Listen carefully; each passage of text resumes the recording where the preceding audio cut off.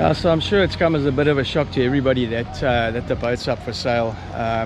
It hasn't been that much of a surprise to us. Obviously we had to tell everybody about it in the last episode.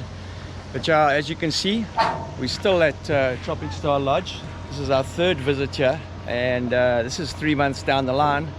And we've done a trip to Costa Rica, and man, I've got such unbelievable footage and adventures to show you of the last 3 months. And I mean, yesterday, unbelievable day of fishing for just myself and Kerry with a Grand Slam.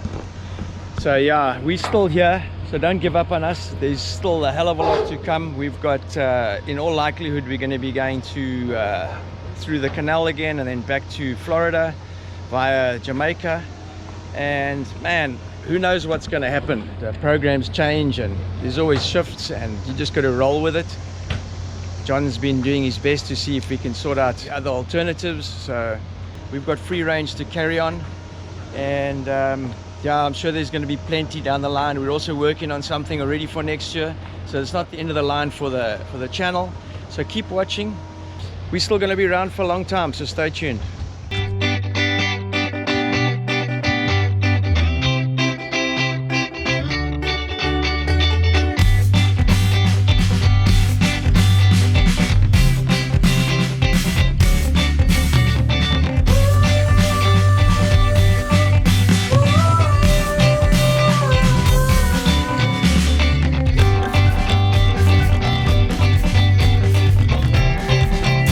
You're with Nexus Offshore Adventures. We're definitely not your average yachties. We're mad keen fishermen looking for adventure around the world. We 100% support tag and release. So subscribe and join us on Mondays as we go in search of the best fishing, diving and surfing spots around the globe.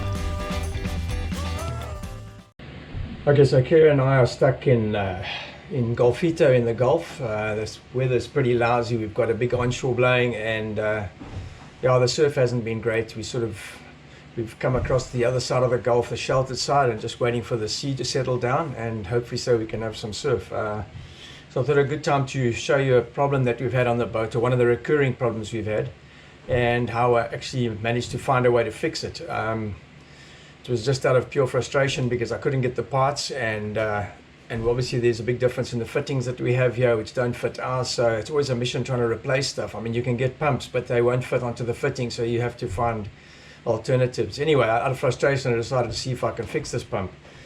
And this pump is actually a whale. It's a pressurized pump for the freshwater system, and we've had 3 of these pumps fail. Obviously the boat's 3 years old now, so these things do happen, although they've had very little use. But the frustrating part of it is it's actually the head kits which are the problem, and not the pumps. The pumps are 100%, and I'm battling to find any replacements, and even full pump replacements. We managed to get one which I've installed because 2 of them have packed up, but I was short of 1 pump, so out of frustration I decided to see if I can fix it, and I'm going to show you what happened.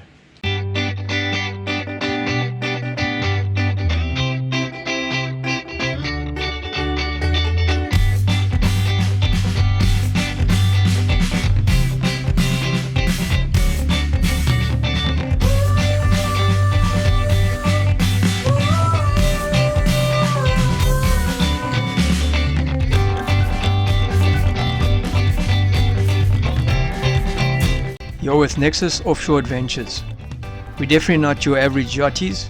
We're mad keen fishermen looking for adventure around the world. We 100% support tag and release. So subscribe and join us on Mondays as we go in search of the best fishing, diving and surfing spots around the globe. Now the pumps are pretty straightforward. They've just got a couple of screws holding the head on. I'll probably fast forward this, speed it up. You just got to get the head off. What's actually happened inside these pumps is they have 4 one-way valves, which are made out of a light rubber, and it's the one-way valves that they have a little stem which holds them in place, and the stem breaks off, and then the valve disappears through your water system. That's just the internals. That's your pressure switch. That's your pressure switch there.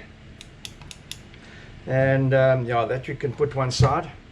The problem is actually in the head itself, and to get the head off, there's a screw inside here. I managed to get an exploded view of the pump from the manufacturers, and that's when I just discovered that there were 4 return valves in the system. None of them were even present because the stems had broken off, and the heads of the little valves, you can see there used to be one little head there. It's dark there. They have a little round flat valve which seats on all of these apertures, and it's got a little stem which goes into the center hole, which holds the valve, and the valve can open and close. When I opened it like this the first time, it looked like this. There was nothing. So there was not even a hint of the fact that they actually had valves. So they'd obviously come off quite a long time ago. And without those valves, the pump can't suction and can't build pressure. So let me show you what we did to fix it. First, we just got to strip the other section of the head off. Now this is something which I didn't know how to do. It's just something which I had to sit and think and try and find what we might have on the boat that I could use to repair it, and I wasn't even sure if I could repair it, but came up with a plan, and it's actually worked. Okay, there we go. All right, so you don't have to take it any further than that. Now these one-way valves look very similar to that. They've got it's a plastic or rubber face, and it's got a little stem which comes through. That's the little stem there, and that same system is shown there, but it's just a lot smaller. It's basically the reverse of that valve there, which sits on top there with a little stem which comes out that side of the valve seat. Okay, so when I had a look in the casing, I actually found what was left of one of the valves just jammed inside here, and that little round valve has a little stem which sticks out of it, and that stem fits through the center hole on one of the little valve holders there like that, and sits like that. Unfortunately, this one's bent now, so it's not even sealing properly, so I'm going to make 4 new ones. And the only thing that I could think of that I could use was, we've got a bit of Hypalon which is for fixing the Zodiac, and it's the only sort of rubber material that I could think of to make something up. So I'm going to draw little circles, and I'm going to make up 4 of these little valves out of Hypalon.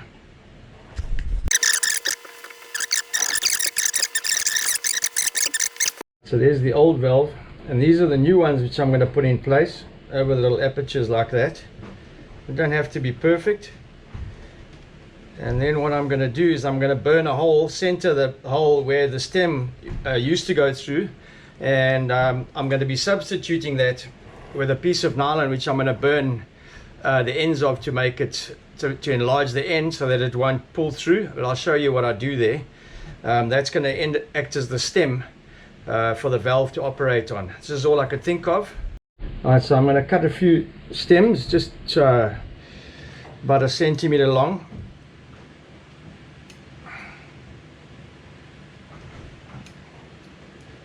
Now it's difficult to see in this light. Where's the other one? So there the little stems are that I've cut basically, and what I'm going to do is I'm going to melt.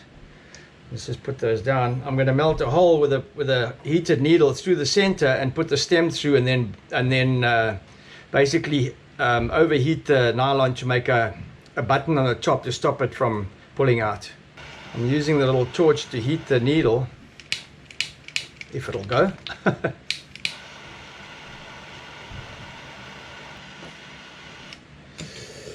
then what I'm going to do is I'm going to center these and burn the hole where the valve is supposed to go.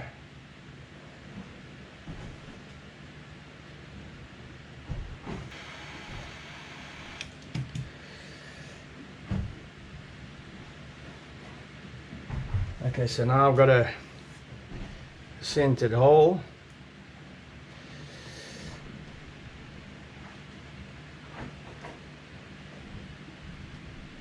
You don't want to make it too big, obviously. It's got to be a tight fit. I didn't know if this was going to work, but it was worth the try because I had the time to do it, and we basically didn't have too many alternatives. So yeah, it was just a thumb suck to get it done. All right, let's put one of those little valves through there. I don't know if it'll go through now. Okay, so there's the stem. Whoopsie. There's the little nylon stem through the little valve. Now what I would do is burn the end of the nylon and then just push it flat. So now that valve can't come off. So there's your little valve, and that I would then place through the fitting for the stem like that. So now she's actually sitting in place, and then what I've got to do is melt this section down and do the same thing to stop the stem from falling out. So you can see that it can move up and down. So it's going to act as a one-way valve because the pressure of the water is from this side through, and then when it pumps it pushes and it'll lift the valve, and the water will then go through the aperture and into the system. So it's going to act as a little poppet valve. So let's get the others done. Oh well. Alright, and there's the fourth one in place. They don't look that smart, but they block the aperture, and all it has to do is to stop the water from going in one direction, in that direction, and it'll do the job. So now I've just got to burn the stems on the other side, and I think I'm going to do that with a soldering iron. As you can see, those little stems sticking up there, and I've got to get them pretty flat because this gasket, this is actually the pump section that actually moves. It's actually got a orbital movement, and this rubber head actually pushes up against that stem, and you can actually see the divots that have been made by the stems while it was working before, and that's actually what's broken the stem off. It's actually a horrible design because the movement of these rubber heads is actually wearing the stem off and breaking the stem off, and that's why it's not sealing anymore. So I'm going to have the same problem with these little nylon melted sections sticking up into this head section, which may then wear this out in time. So I've got to try and get them as flush as possible because you can see the wear there from just the rubber stems from previously. So there you can see the stems sticking through. I've actually trimmed them a little bit shorter now, so there's not so much excess, and now I'm going to have to melt them down that they as flush as possible with the bottom of the seat.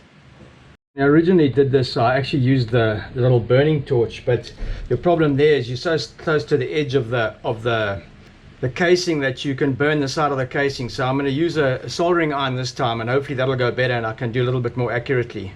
So now what I'm doing is I'm putting a bit of heat on the top of the nylon and forcing it down to flatten that head of that piece of nylon.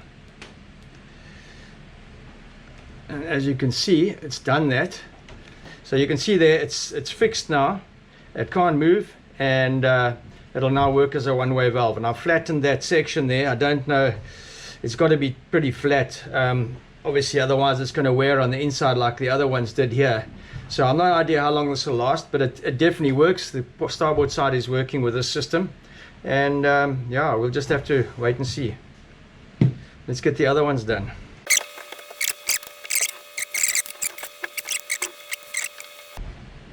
And there we go. That looks like it's done. You can see where they've been flattened. I've just flattened the nylon, and now the valves are in place and can't come off. They're stuck. And yeah, that's 4 makeshift one-way valves. And now the water can't go back in that direction. It can only come from the underneath because it'll lift the flap up like that, and through the holes it'll allow the water to pass through and then pump, hopefully. And that's how we did the last one, and it's working. Now all we've got to do now is put it all back together again like it was.